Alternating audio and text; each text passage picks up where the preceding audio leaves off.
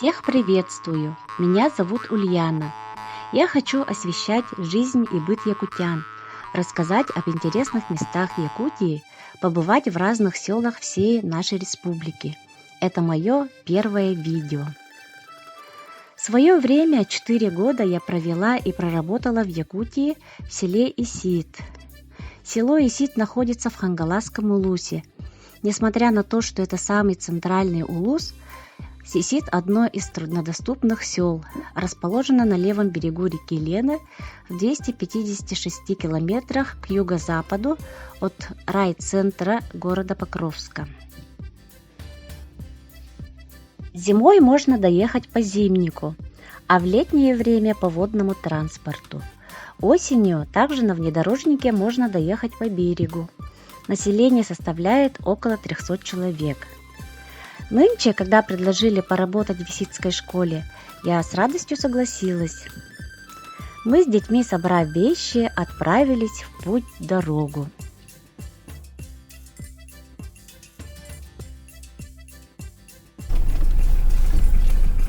Все, приехали? Сейчас скоро. Да? Будем ждать теплоход. Мы куда поедем? Бабушке. Висеть, да? Висеть. Хочешь? Да. А Саша хочешь? Хочет. Сын нынче окончил 5 класс школы номер 6 города Якутска. Николь ходила в частный детский садик «Солнечные зайчики». Ранним субботним утром мы отправились на берег Покровска. С нами еще отправился наш дядя, родной брат моей матери. Ему 65 лет. Судно КС-162 отправляется в 5-6 утра с города Якутска. В Покровск прибывает в 9 утра. Теплоход достаточно новый. Он был спущен на воду 18 августа 2016 года здесь, на берегу реки Лена, в Хангаласском районе. КС-162 – это усовершенствованный стальной водометный пассажирский катер. Его отличает исключительная надежность, высокая скорость хода. В народе катер называют теплоход «Ямщик». Он оснащен 2 двигателями, и скорость при полном водоизмещении 44 км в час, при порожнем 48 км в час. Пассажирский салон вмещает 44 человека. Длина судна 22 метра и хорошая внутренняя отделка, улучшенная обзорность. Пульт управления катером оснащен самыми современными средствами навигации и связи. Максимум комфорта и удобства для экипажа добавляет просторная рубка, оборудованная мягкими диванами.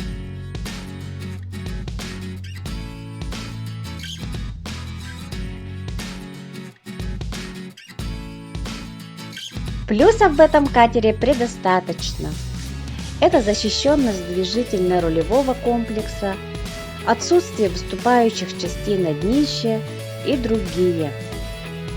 Небольшая осадка катера и его способность производить посадку людей с необорудованного берега делают его незаменимым транспортным средством на участках рек с ограниченными условиями для судоходства.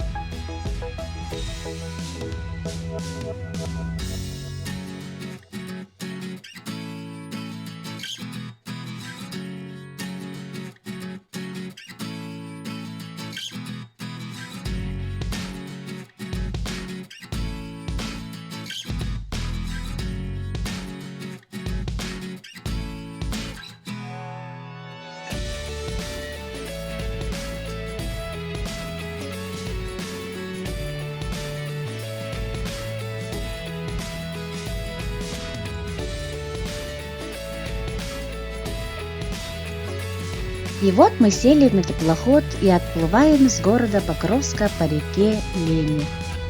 Покровск – это центр Хангаласского улуса. Находится примерно в 80 километрах от города Якутска. Статус города получил в 1995 году.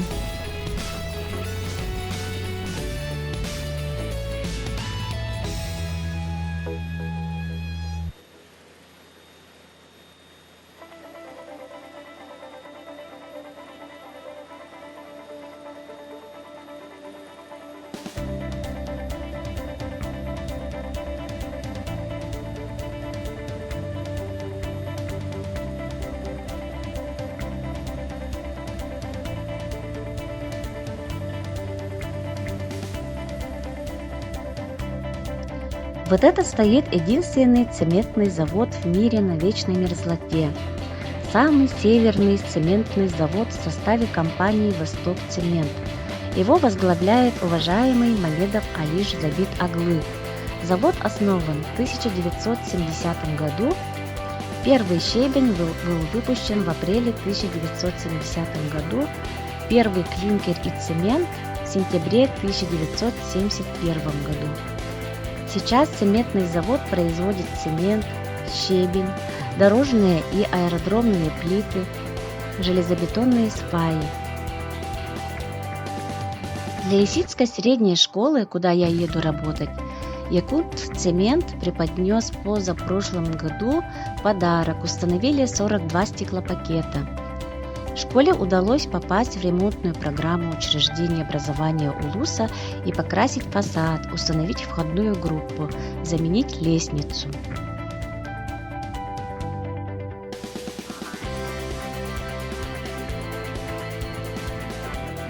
По пути до нашего села несколько сел. Вот мы проезжаем поселок Махсагалов. В переводе на русский язык это место обитания соколов. Соколины.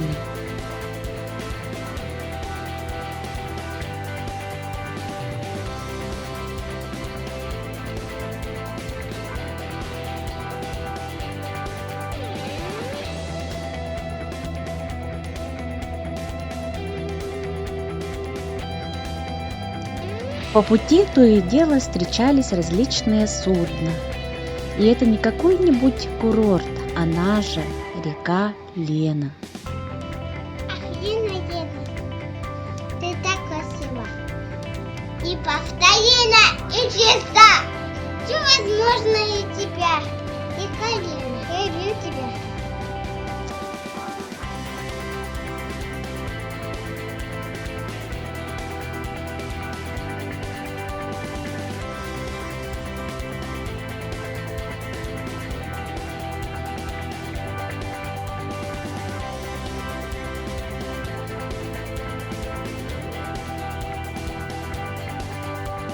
Это мы проезжаем Тукуланы, в переводе с эвенкийского «пески». Это песчаные массивы, почти лишенные растительности.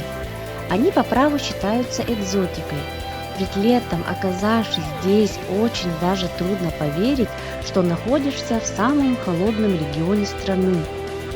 Сходство с африканской пустыней усиливается летом, когда на вершинах песчаных дюн воздух прогревается до плюс 40, плюс 43 градусов.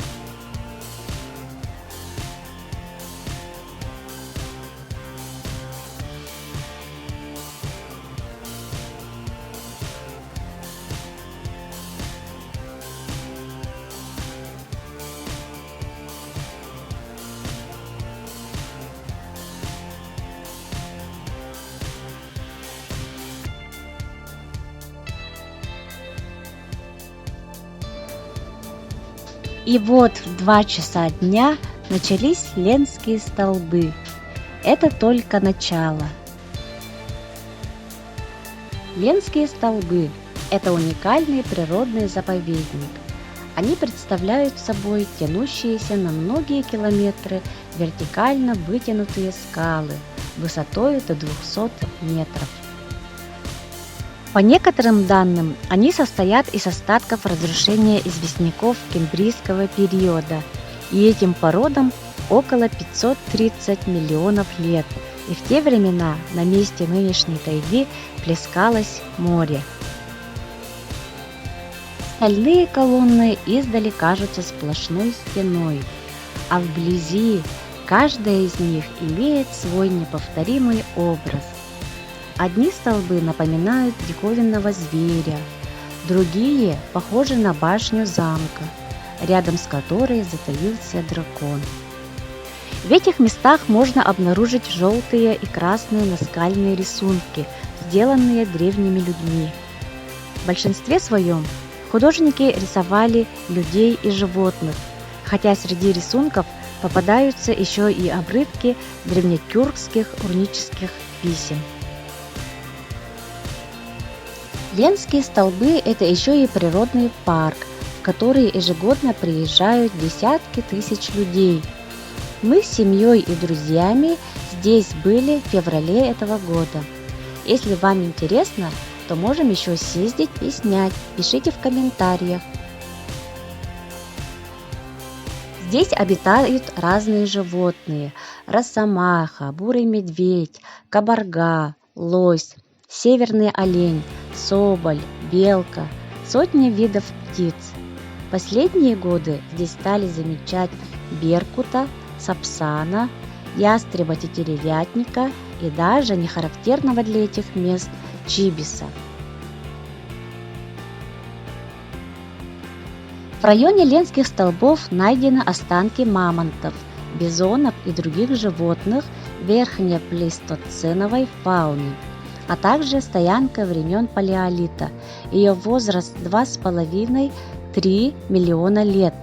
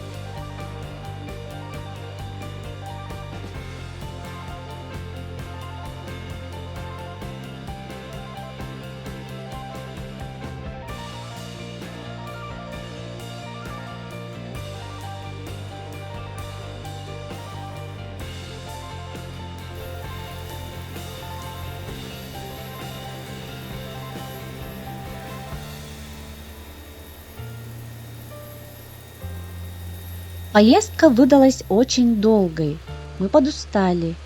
И вот первая остановка, время 7 вечера. Здесь выходят люди, приехавшие в село Кытыл-Дюра. Их встречают на машинах.